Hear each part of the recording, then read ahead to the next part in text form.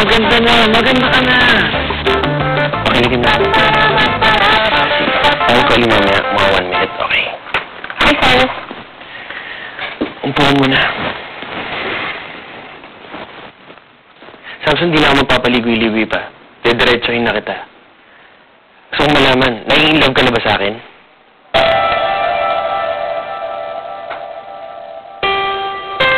Gusto ko lang paalala sa'yo na meron tayong pinirmahan na kontrata na nagsasabi na kunwari mag-shota lang tayo. Kunwari-kunwarian lang yun. Huwag ka sana mag-ilusyon na maging tayo dahil kahit kailan hindi mangyayari yun.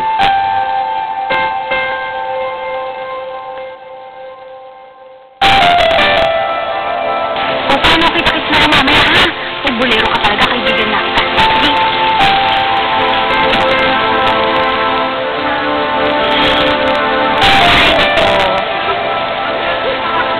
Bakit, Hay? Bakit kasi hindi mo lang sabihin kay Elisa yung totoo? Ano totoo? Na higit ka sa kaibigan ang turing mo sa kanya, na mahal mo siya, na siya ang tinitibok ng puso mo. Kanina ba ako, Samson? Hindi naman ako bingay, di ba? Sa lakas ng boses mo, sa tingin mo hindi kita madidinig. Sana nilakasan mo pa ng konti para madinig ka hanggang dun sa kabilang kanto. So, narinig mo nga ako? Oo, dinig na dinig ko. And for your information, my dear boss Cyrus, hindi ako ilusyonada, okay? Hindi ako in love sa'yo at kailanman hindi ako mai-in love sa'yo. Wala akong gusto kayo, Lisa. Kaibigan lang turing ko rin. Magaling kasi akong pasimang tao.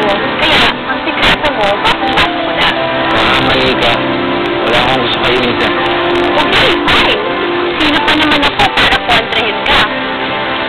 Narinig ko yung usapan ni Chef Dina. Nakikinig ka sa usapan ng may usapan? That's not the point.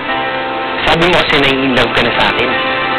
Eh, sinabi ko lang naman yun dahil gusto kong paniwalaan yung mga tao dito.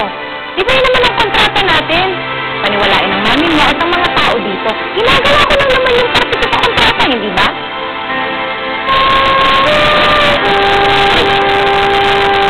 Alam mo, Cyrus, bata pa lang ako.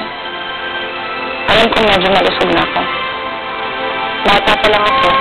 Alam kong walang kaya ang pamilya ko. Bata pa lang ako. Namulat na ako na hindi pantay ang mundo. Na mayroong nasa itaas at mayroong nasa ibaba.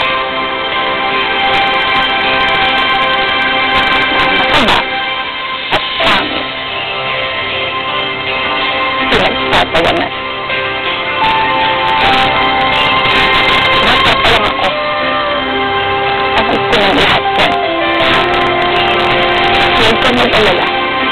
Alam kong magmula tayo sa ibang mundo. Hindi ko pinangarap na abutin ang mundo mo. At hindi ko pinakalimutan ang kasunduan natin.